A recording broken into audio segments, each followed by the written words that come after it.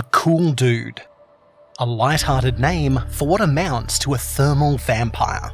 A cool dude, even with the silly name, is a creature that spawns minor copies of itself. It does so by using its victims, once they're drained of heat. They'll start to display the same characteristics of cool dude.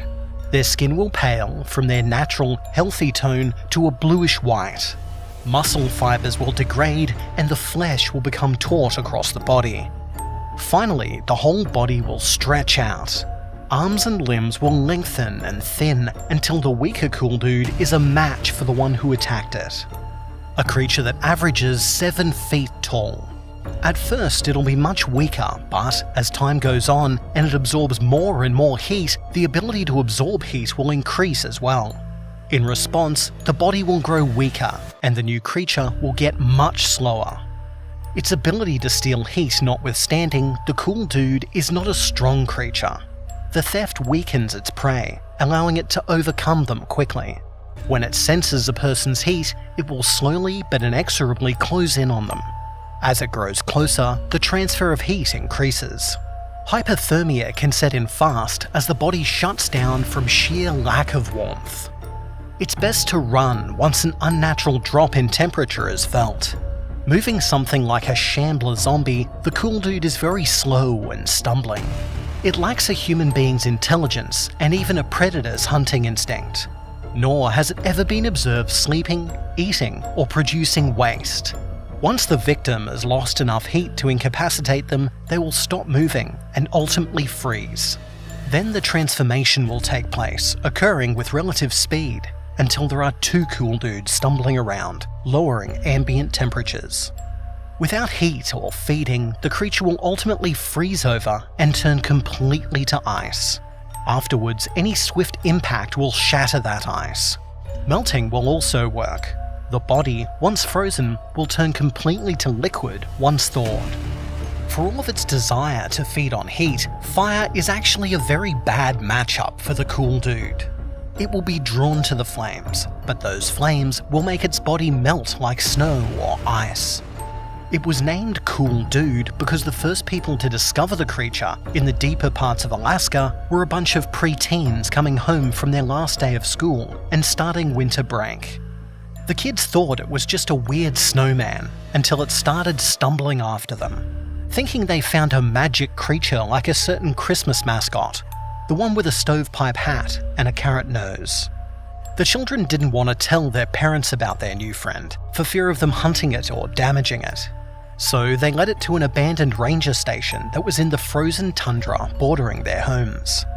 None of the kids noticed their temperature dropping as the creature absorbed their body heat. They were too active and too used to the cold weather of an Alaskan winter. Plus, they intended to go home and warm up in front of the fire after playing, like they usually did.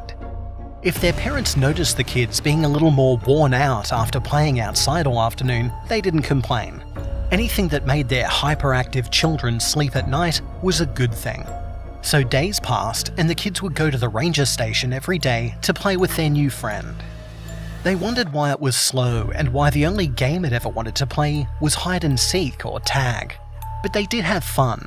After all, they had a new magic best friend. They were even able to get a hat and a scarf on their friend because it did look cold all the time, shivering like that. That's how they decided its name. A cool dude, because it didn't seem to be bothered by how cold it was. They all promised not to tell the adults. It was a super special secret, only for the friends. It would be fair to say that, as long as the kids came home each night, the parents didn't notice the state of their children.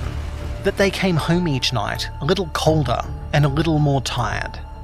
That they didn't turn right away was because there were so many kids that the newly named Cool Dude couldn't steal away their heat fast enough. It couldn't target one person at a time. It just absorbed heat. The situation was manageable until the afternoons out playing in the snow began to take their toll. A few of the friends were forced by their parents to stay home. With fewer friends to play with, the rest, as kids do, grew bored of their new toy and decided to stay indoors. Because it was warm indoors, and they had video games to play. And eventually, only playing tag every day gets boring. So the kids left their new friend in the woods, alone and hungry for its only food source. Because the kids also didn't tell anyone what they'd found, no one was prepared for the creature to wander around the town, eventually stumbling across the local jail. It was a tragedy that someone, not paying attention, left an exterior door unlocked for the night. Normally this wouldn't be an issue, but it was the night after a large local sports event and people at the nearby bar had gotten rowdy. A few had been tossed into the drunk tank for the night. This was a common enough occurrence. The guys would sleep it off in the cell and learn a lesson, being teased by the officers on duty for being idiots. But with the door unlocked, the heat vampire wandered in. The 4 drunks were a much smaller heat source than the 10 or so children who had discovered and dressed the cool dude, and it had all night to absorb the heat, a much longer time frame than the few hours per day it had spent with the children, especially as its victims were unconscious, sleeping the deep sleep of the intoxicated. A rest they would never wake up from. It was just an unlucky set of coincidences for the men in the jail. The next day, 2 officers arrived at work and found 5 moving ice monsters waiting for them. Guns were quickly drawn, and when all was said and done, 4 people were dead. Their identities were only discovered from the IDs in their clothing.